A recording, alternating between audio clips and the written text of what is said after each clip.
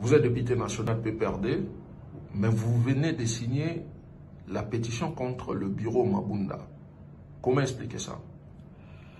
En fait, il faut noter que la motivation, elle est purement sociale. Vous savez, chez moi, là où je suis élu à Tchikapa Territoire, la paysanne, la maman maraîchère ne connaît ni FCC, ni cash.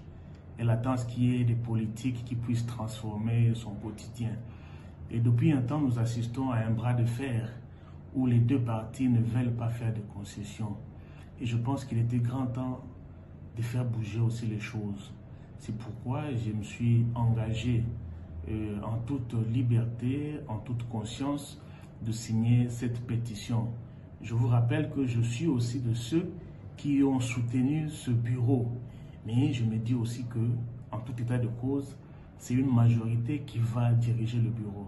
Donc, j'ai signé la pétition. Mais est-ce que c'est synonyme du basculement de la majorité? Pas forcément. Nous sommes majoritaires. Il faut qu'on le prouve aussi dans les urnes. Je crois que c'est une belle opportunité de mettre un terme à ce débat. Qui est majoritaire, qui ne l'est pas. C'est vrai, j'entends des chiffres à gauche, 305, 302, 300, 250. Mais puisque si tel est le débat, si c'est ça au fait la clé du développement, la clé de la relance du pays, il faut qu'à un moment donné que ce débat soit clos. Et je pense que l'examen de la pétition est une voie pour mettre au clair tout ça. Donc pour que le FCC prouve qu'il est majoritaire? Nous allons ce sont les urnes qui vont parler.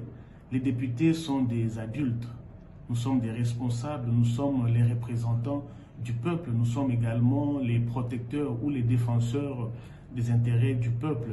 Nous allons en toute responsabilité dégager ce qu'il faut. Vous avez signé une pétition qui vise à déchoir le membre actuel qui dirige le bureau de l'Assemblée nationale.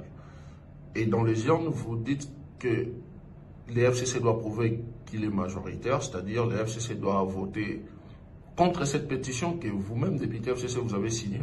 Nous disons que nous n'avons rien à craindre si réellement nous sommes une majorité. Donc la pétition ne serait qu'un moyen pour confirmer cette majorité-là.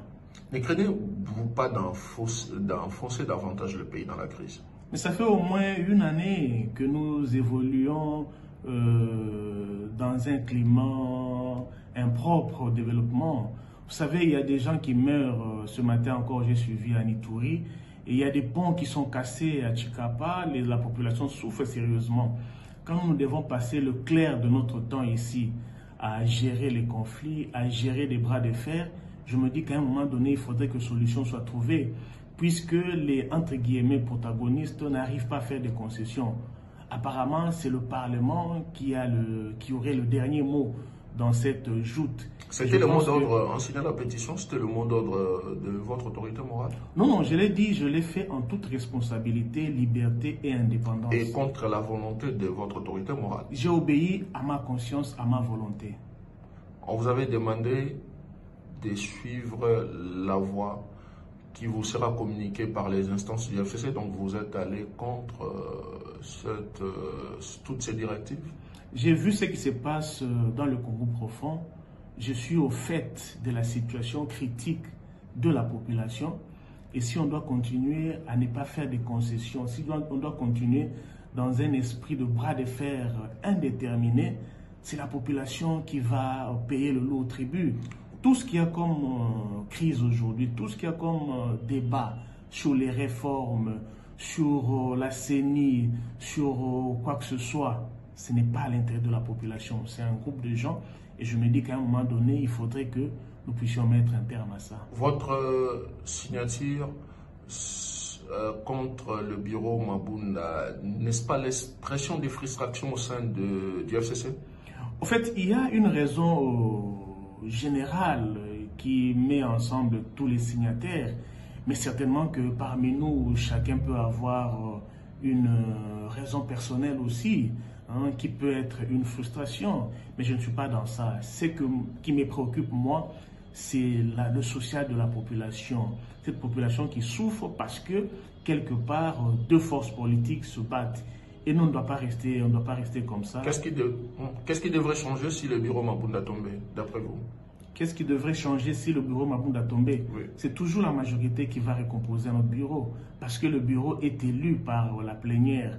Ça ne sera pas une imposition, c'est toujours la majorité. Et aux élus du peuple de dégager cette majorité-là.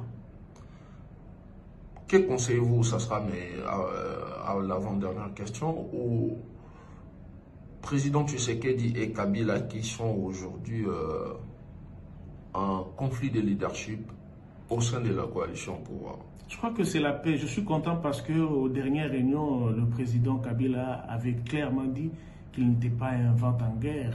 Et c'est un monsieur que je respecte beaucoup. Et je pense que c'est aussi l'attitude du président Félix Tshisekedi, qu'il ne va pas brûler la maison.